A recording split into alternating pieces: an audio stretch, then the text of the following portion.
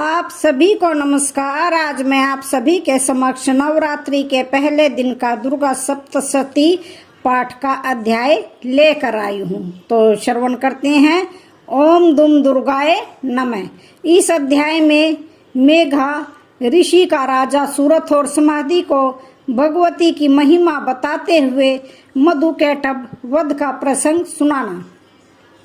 भगवान विष्णु के सो जाने पर मधु और कैटभ को मारने के लिए कमल जन्मा ब्रह्मा जी ने जिनका स्तवन किया था, उन महाकाली देवी का मैं सेवन करता हूँ। वे अपने 10 हाथों में खड्ग, चक्र, गदा, बाण, धनुष, प्रीद, शूल, भुशुंडी, मस्तक और शंख धारण करती हैं। उनके 3 नेत्र हैं। वे समस्त अंगों में दिव्य आभूषणों से विभूषित हैं। उनके शरीर की कांति नीलमणि के समान है तथा वे 10 मुख और 10 पैरों से युक्त हैं। मार्कंडे जी बोले, सूर्य के पुत्र सावर्णी जो 8वें मनु कहे जाते हैं, उनकी उत्पत्ति की कथा विस्तार पूर्वक कहता हूँ, सुनो।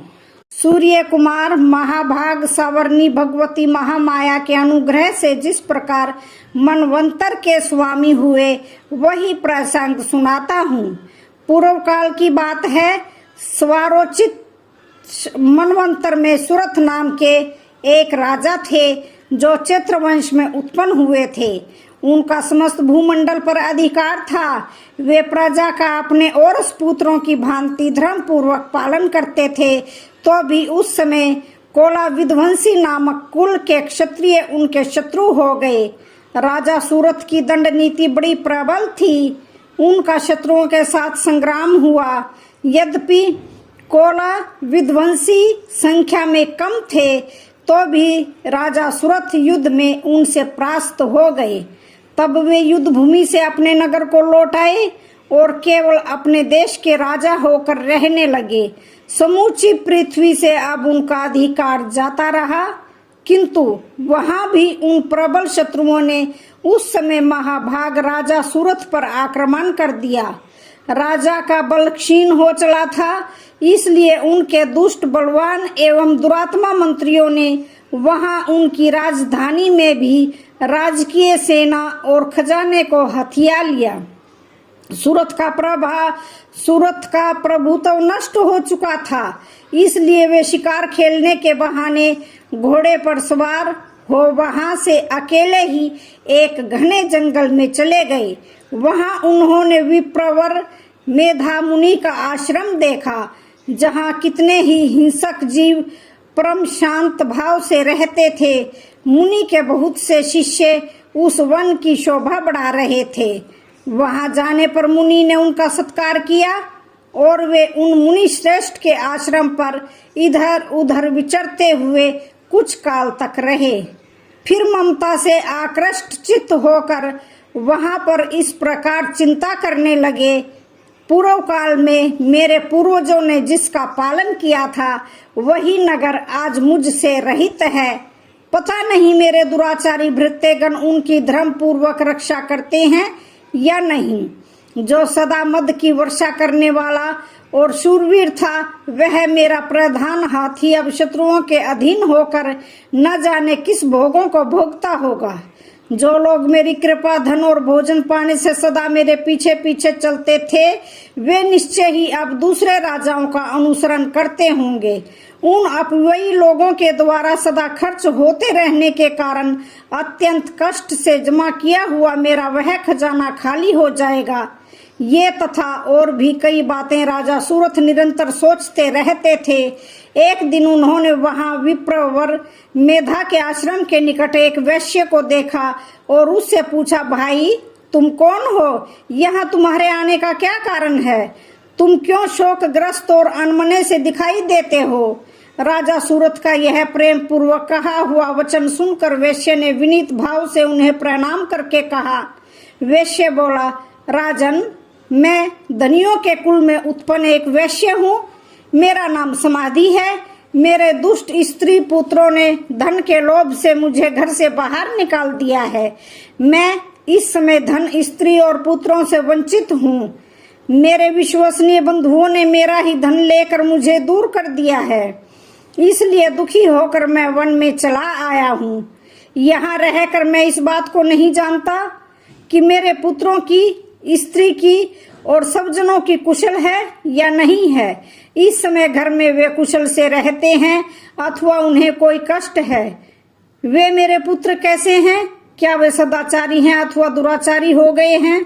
राजा ने पूछा, जिन लोभी स्त्री पुरुष आदि ने धन के कारण तुम्हें घर से निकाल दिया, उनके प्रति तुम्हारे चित्त में इतना स्नेह का बंधन क्यों है? वैश्य बोला, आप मेरे विषय में जैसी बात करते हैं वह सब ठीक है, किंतु क्या करूं, मेरा मन निष्ठुरता नहीं धारण करता। जिन्होंने धन के लोभ में पड़कर पिता के प्रति स्नेह, पति के प्रति प्रेम तथा आत्मीय जन के प्रति अनुराग को तिलांजलि देकर मुझे घर से निकाल दिया है, उन्हीं के प्रति मेरे हृदय में इतना स्नेह है। महामते गुणहीन बंधुओं के प्रति भी जो मेरा चित्त इस प्रकार प्रेम मगन हो रहा है, यह क्या है? इस बात को मैं जानकर भी नहीं जान पाता।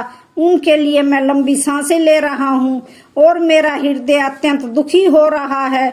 उन लोगों में प्रेम का सर्वथा अभाव है, तो भी उनके प्रति जो मेरा मन निष्ठुर नहीं हो पाता, इसके लिए मैं क्या करूं?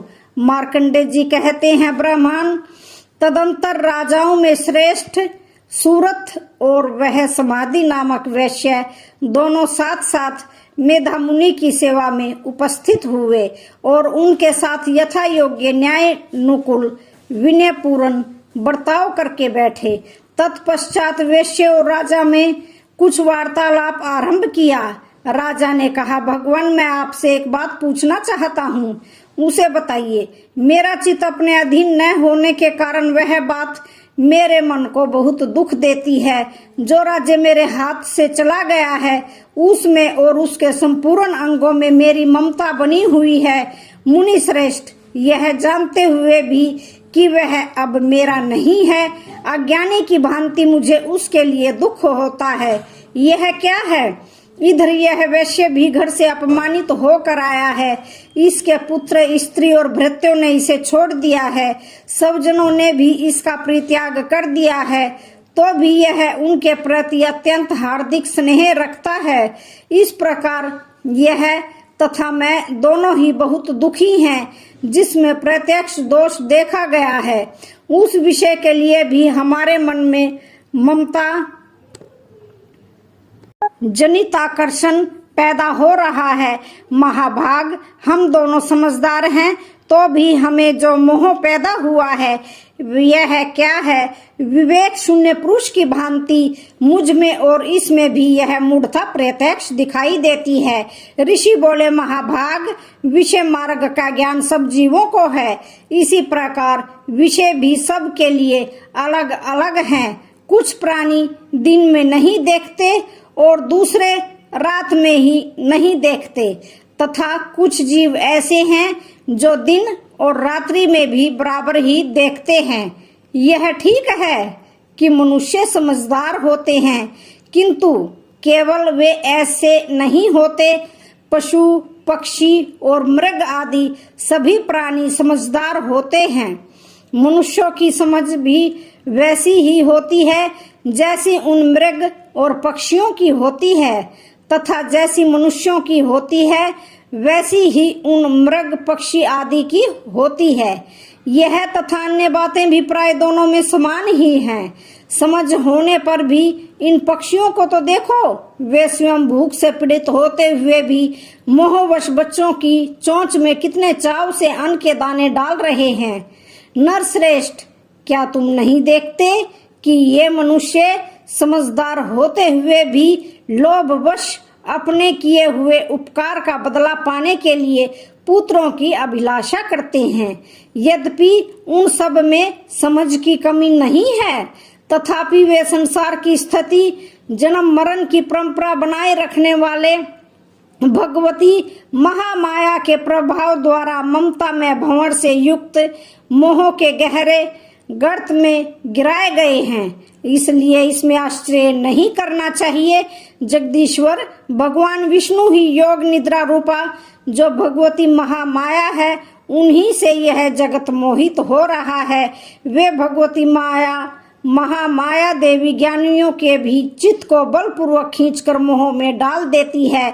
वे ही इस संपूर्ण चराचर जगत की सृष्टि करती हैं तथा वे ही प्रसन्न होने पर मनुष्यों को मुक्ति के लिए वरदान देती हैं।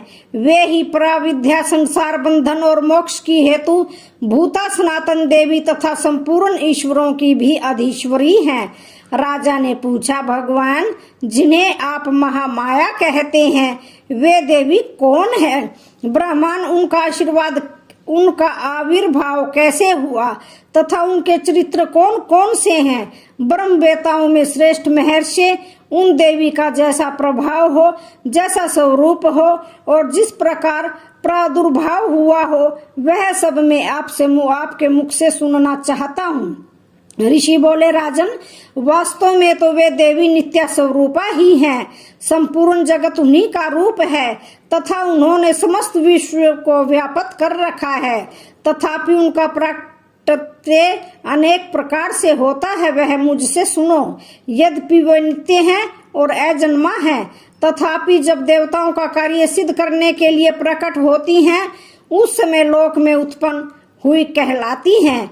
कल्प के अंत में जब संपूर्ण जगत एक कारण में निमग्न हो रहा था और सबके प्रभु भगवान विष्णु शेष नाग की शैया बिछाकर योग निद्रा का आश्रय ले सो रहे थे, उस समय उनके कानों के मैल से दो भयंकर असुर उत्पन्न हुए जो मधु और कैठब के नाम से विख्यात थे।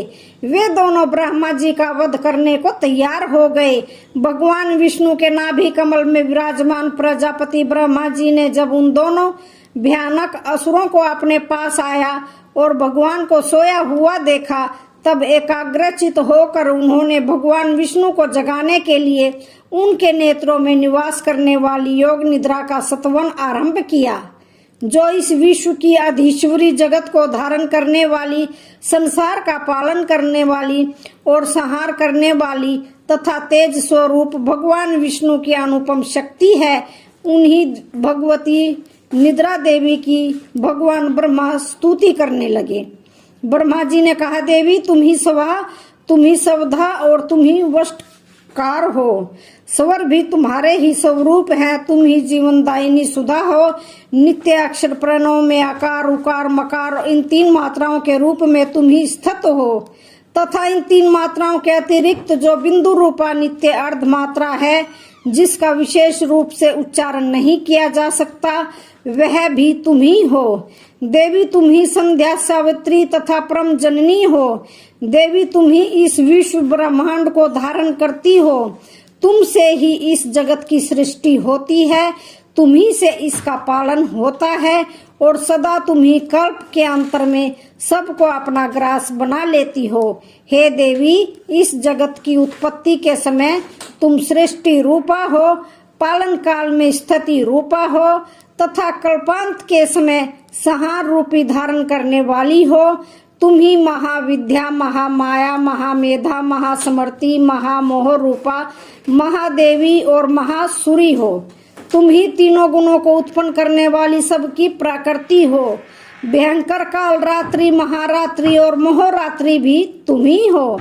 तुम ही श्री, तुम ही ईश्वरी और तुम ही बोध स्वरूपा बुद्धि हो।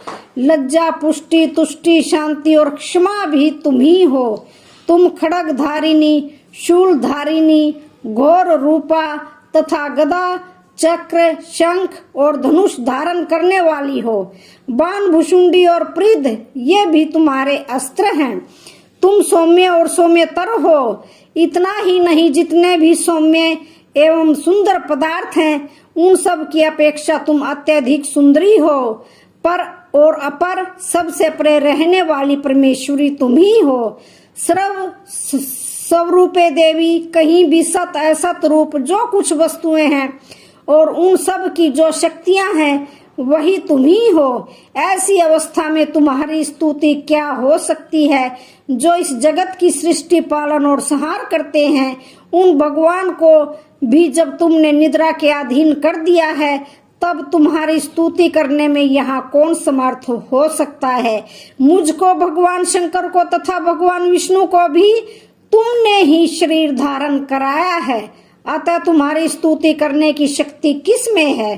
हे देवी, तुम तो अपने इन उदार प्रभावों से ही प्रशंसित हो। ये जो दोनों दुर्घर्ष असुर मधु और कैठब है, इनको मोह में डाल दो और जगदीश्वर भगवान विष्णु को शीघ्र ही जगा दो। साथ ही इनके भीतर इन दोनों महान असुरों को मार डालने की बुद्धि उत्पन्न कर दो। ऋषि कहते हैं, राजन, जब ब्रह्मा जी ने वहां मधु और कैटब को मारने के उद्देश्य से भगवान विष्णु को जगाने के लिए तमोगुण की अधिष्ठात्री देवी योग निद्रा की इस प्रकार स्तुति की, तब वे भगवान के नेत्र, मुख, नासिका, बाहु, हृदय और वक्षस्थल से निकलकर अव्यक्ता जन्मा ब्रह्मा जी की दृष्टि के समक्ष खड़ी हो गई। योग निद्रा से मुक्त होने पर जगत के स्वामी भगवान जनार्दन उस एक कारण के जल में शेष नाग की शैया से जाग उठे। फिर उन्होंने उन दोनों असुरों को देखा। वे दुरात्मा मधु और कैटब अत्यंत बलवान तथा पराक्रमी थे और क्रोध से लाल आंखें किए ब्रह्मा जी को खा जाने के लिए देख रहे थे। तब भगवान श्री हरि ने उठकर उन दोनों के साथ 5000 वर्षों तक केवल बाहु युद्ध किया। वे दोनों भी अत्यंत बल के कारण उन्मत्त हो रहे थे। इधर महामाया ने भी उन्हें मोह में डाल रखा था, इसलिए वे भगवान विष्णु से कहने लगे, हम तुम्हारी वीरता से संतुष्ट हैं, तुम हम लोगों से कोई वर मांगो। श्री भगवान बोले, यदि तुम दोनों मुझ पर प्रसन्न हो तो अब मेरे हाथ से मारे जाओ। बस इतना सा ही मैंने वर मांगा है, यहाँ दूसरे किसी वर से क्या लेना है। ऋषि कहते हैं, इस प्रकार धोखे में आ जाने पर उन्होंने संपूर्ण जगत में जल ही जल देखा। तब कमल नयन भगवान से कहा, जहाँ पृथ्वी जल में डूबी हुई न हो, जहाँ सूखा स्थान हो, वहीं हमारा वध करो। ऋषि कहते हैं, तब तथास्तु कहकर शंख, चक्र और गदा धारण करने वाले भगवान ने उन दोनों के मस्तक अपनी जांग पर रखकर चक्र से काट डाले। इस प्रकार ये देवी महामाया ब्रह्मा जी की स्तुति करने पर स्वयं प्रकट हुई थी। अब पुनः तुमसे उनके प्रभाव का वर्णन करता हूँ, सुनो।